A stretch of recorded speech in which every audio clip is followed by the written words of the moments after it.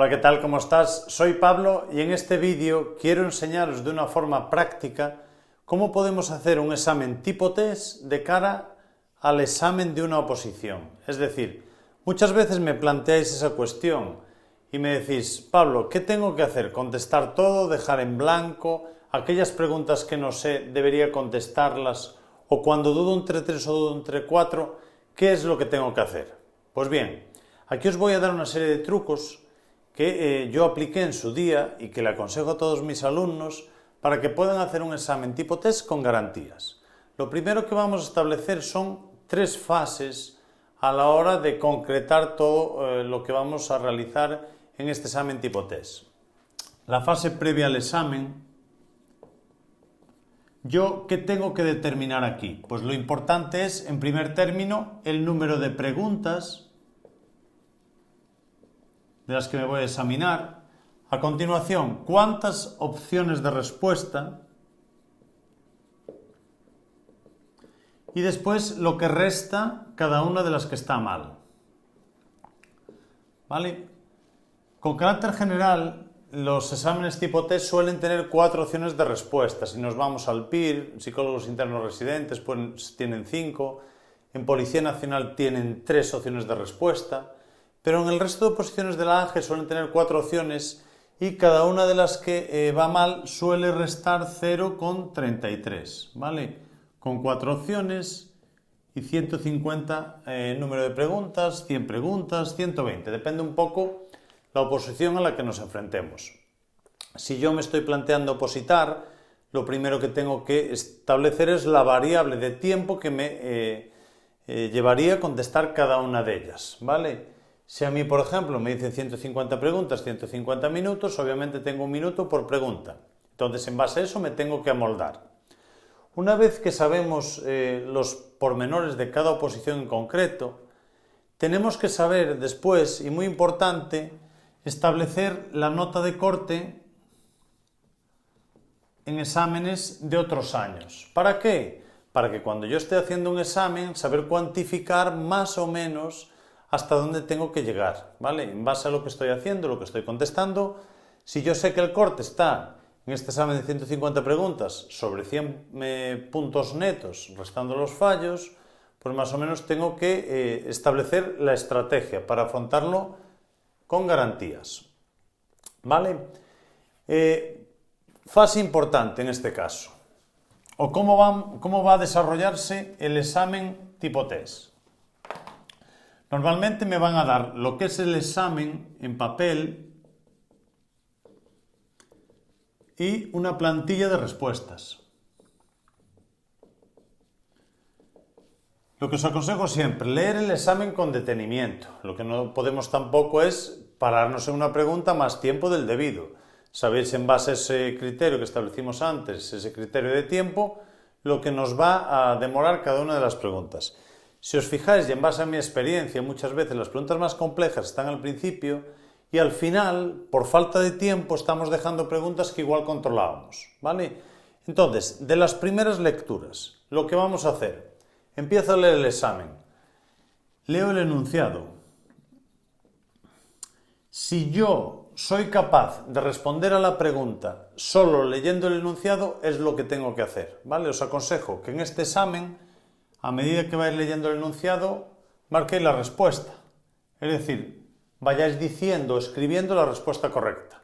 Si yo sé la respuesta correcta, después es cuando yo voy a mirar las 4 opciones de respuesta que me dan, ¿vale? Porque yo lo que no quiero es que esos distractores jueguen en mi contra. A veces algo que yo tenía controlado, que yo sabía, muchas veces los distractores me han confundido y eso ha provocado que yo haya errado en la pregunta, ¿vale? Entonces, primero, leo el enunciado. Si la sé, la escribo y voy a la plantilla y la marco, ¿vale? Marco la opción correcta. Segunda de las opciones que se nos puede dar. Vayamos a leer una pregunta, no la podamos determinar inicialmente y después, a la hora de leer las 4 opciones de respuesta, veamos que dudamos entre 2. Si yo dudo entre 2, lo que tengo que hacer, o lo que haría yo, os aconsejo que hagáis, es poner al lado de esa pregunta pues las opciones entre las que dudo, A o C, por ejemplo. Y paso a la siguiente pregunta. Me voy a la siguiente pregunta y veo que hay una cuestión que yo realmente estoy dudando entre tres opciones. Si dudo entre tres, lo que voy a hacer es tacho la que sé que no es, ¿vale? Y continúo con el examen. Y me iría en último término a la otra opción que se nos puede dar, que dude entre las cuatro o que no tenga ni idea.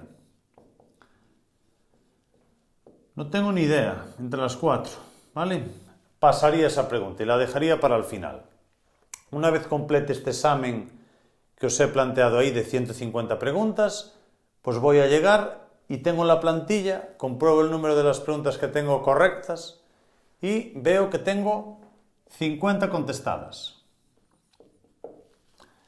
Después, tengo otras 50 preguntas que dudo entre dos. 50 que dudo entre dos y vamos a poner, por ejemplo, 25 que dudo entre 3 y 25 que dudo entre 4, ¿vale? Entonces, vamos a ver, en base al cálculo de la probabilidad, qué opciones tenemos de sacar puntos a nuestro favor. Si yo dudo entre 2, siempre voy a salir ganando, ¿vale? Los exámenes tipo test, cuando se plantean por parte del tribunal, pues nos dice que si están bien planteados, la probabilidad que tenemos de sacar un 0, si el examen está bien planteado, nosotros deberíamos, sobre 150 preguntas sin tener nada de idea, sacar un 0, ¿vale? Entonces, si yo dudo entre 2, tengo una probabilidad de acertar igual a 0,50 y una probabilidad de fallar igual a 0,50.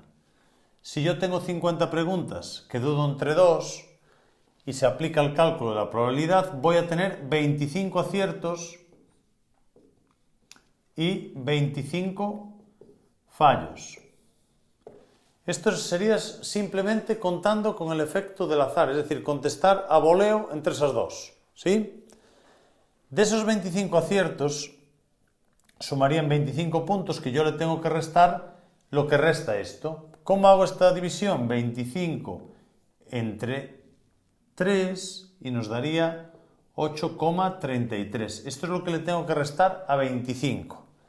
Si yo resto 25 puntos de los aciertos menos 8,33 de los fallos, os fijáis que me sale un total de 16,66, ¿vale?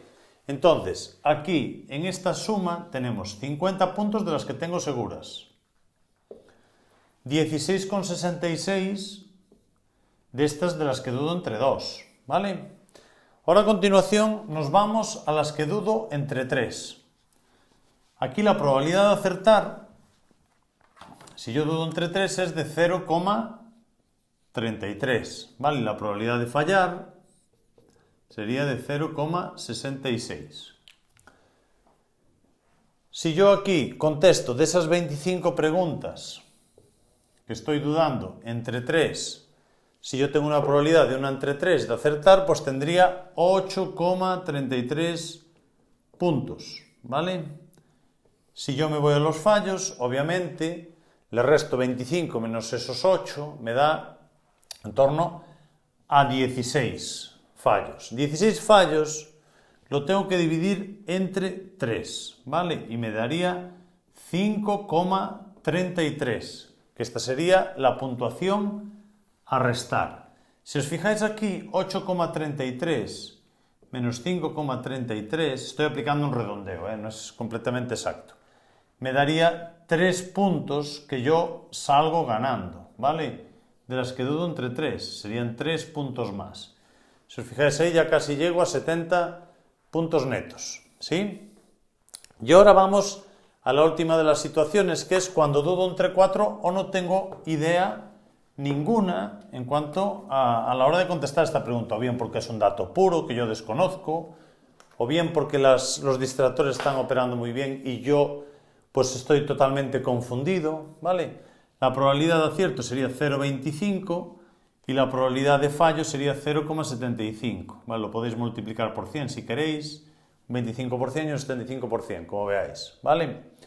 Entonces, yo de esas 25, si juego con el efecto de esta probabilidad, voy a acertar la cuarta parte.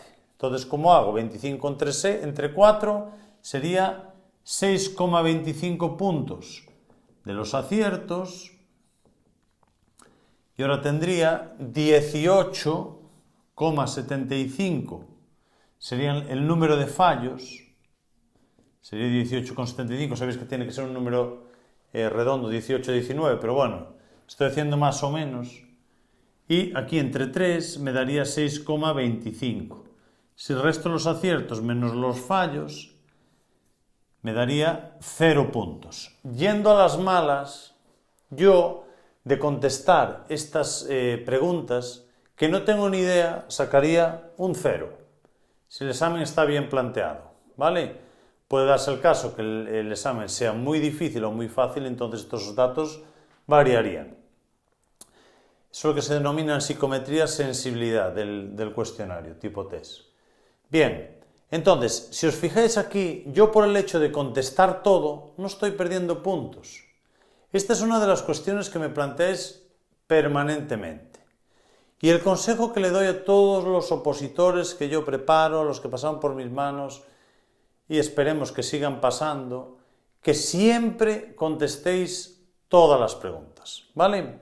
Ahora vamos a ver, en la última parte del vídeo, qué tenemos que hacer cuando dudamos entre 3 opciones y 4 opciones y ver las distintas reglas que empleamos los examinadores a la hora de confeccionar un examen tipo test. Es decir, el hecho de plantear cuestionarios, exámenes tipo test, muchas veces nos basamos en lo que ya tenemos hecho, exámenes de convocatorias anteriores. Tenemos muchos problemas a la hora de confeccionar preguntas en negación o negativas, ¿vale? Entonces, vamos a ver una serie de trucos que tenéis que aplicar para que en estas opciones de respuesta, que dudamos entre 3 o entre 4, podamos descartar alguna opción de respuesta y que nuestra probabilidad juegue a nuestro favor. Pues bien, lo primero que os digo siempre, las respuestas categóricas o totalitarias, como puede ser nunca, en ningún caso, en todo caso, nadie, ¿vale? Todas estas respuestas en un alto índice de probabilidad suelen ser falsas. Esa nunca va a ser, ¿vale? Siempre hay una excepción que confirma la regla. Entonces esta siempre la tenemos que descartar, ¿sí? Después, otra de las opciones que se plantean es, cuando una respuesta es más larga, esa respuesta suele ser la correcta. ¿Cuál es la probabilidad que yo he estudiado en los exámenes tipo test a los que me he enfrentado y otros de otras oposiciones diferentes? Esto suele ser correcto en torno al 75% de las veces, ¿vale? Entonces, siempre deberíamos decantarnos por esa. Si yo tengo 5 preguntas en las que me dice todas las anteriores son correctas, voy a marcar siempre la D, ¿vale? ¿Por qué? Porque la probabilidad juega a mi favor, salvo que yo realmente controle todas esas preguntas, ¿vale? Otra de las opciones que nos suelen plantear es todas las anteriores son incorrectas. Cuando un examinador plantea una pregunta tipo test, lo que más trabajo le da siempre es plantear preguntas en negación o incorrectas, porque nos da mucho más que pensar. Entonces, cuando esto viene así planteado, esa opción que vemos que suele ser la opción D o C, depende, o E, depende del examen que nos planteen, ya la podemos descartar. Entonces nos iríamos a este cálculo de probabilidades, ¿vale? Lo lógico sería que tuviéramos que seleccionar una de ellas, ¿sí? Bien. Otra opción que muchas veces nos plantean es un plazo, una fecha o un dato puro, una fecha, un plazo, en una de las opciones de respuesta y las otras todas en texto, ¿vale? Es decir, yo tengo 4 opciones de respuesta y en una de ellas me sale un plazo. Lo más fácil es, en esa fecha, en ese dato puro, modificarlo. Es decir, en vez de poner 5 días, 10 días, o la inversa, ¿vale? Y mantener todas las otras como correctas. Entonces nos dice, ¿cuáles de las siguientes es incorrecta? Normalmente, en una probabilidad del 80% suele ser la que incluye el plazo, ¿vale? Más opciones. La conjunción y, ¿vale? Es decir, yo planteo la pregunta y a mayor le añado la conjunción y a continuación una frase, ¿vale? Esta suele ser incorrecta. ¿Sí? Está claro, es decir, yo lo más fácil para mí es coger, pues en base a un artículo, poner las 3 opciones de respuesta o 2 y la que sea incorrecta añadirle y a mayores lo que os estoy comentando, ¿vale? Entonces eso, ¿para qué nos va a servir todos estos pequeños trucos? Nos va a servir para que esta probabilidad aún juegue más a nuestro favor. Si yo dudo entre 4 opciones de respuesta y puedo aplicar alguna de las reglas que tengo aquí, la voy a aplicar. En último término, desde que ya tenga todas las preguntas, tengo que comprobar que lo que he plasmado en la plantilla marca lo que yo tenía en el examen, las anotaciones que yo hice en el examen, y revisar todo eso. Para ello, para que os dé tiempo a todo, tenemos que hacer una lectura rápida en las que sepamos de memoria, que estemos cansados de hacer, las vamos marcando. Después hacemos las que dudemos entre 2. Al final haremos esta distinción o aplicaremos las reglas que tenemos para todas estas que dudemos entre 3 o entre 4 y al final del todo las contestaremos todas, ¿vale? La probabilidad siempre va a jugar a nuestro favor. Si os fijáis, mucha gente comenta al salir del examen o cuando sale la nota y es una forma de justificar su error o de justificar el fracaso, el hecho de decir que han suspendido por todas aquellas que tenían que haber dejado en blanco y que contestaron y que esa penalización les hizo suspender el examen. Eso es totalmente incorrecto desde un punto de vista matemático, lo que nos está planteando ese alumno. Eso no hay justificación alguna que tenga, que pueda justificar o argumentar para que yo le dé la razón, ¿vale? Desde el punto de vista matemático ya lo hemos visto, que no hay, el cálculo de probabilidades nunca juega en contra del opositor en un examen tipo test. Entonces, en esos casos en concreto, lo que habría que decirle es, no has suspendido por las que van mal, porque tú no estás contando con el efecto que juega el azar en las que tú has acertado. Porque esa persona, si le volvemos a plantear el mismo examen tipo test, todas esas que ha acertado en este examen que estábamos valorando, seguro que en exámenes posteriores fallará de las que tenía bien en el ejercicio anterior y a continuación en el siguiente las va a errar. Entonces, un consejo que os doy, que yo he aplicado en las titulaciones que he hecho por la UNED, en las oposiciones que he aprobado, yo nunca he dejado una pregunta tipo test en blanco, ¿vale? Entonces, os doy ese consejo y simplemente espero que os sirva de ayuda. Bueno, sin más, me despido de vosotros, espero que este vídeo os sirva de ayuda y si os ha gustado que le deis al like. Un saludo y feliz fin de semana. Chao, chao.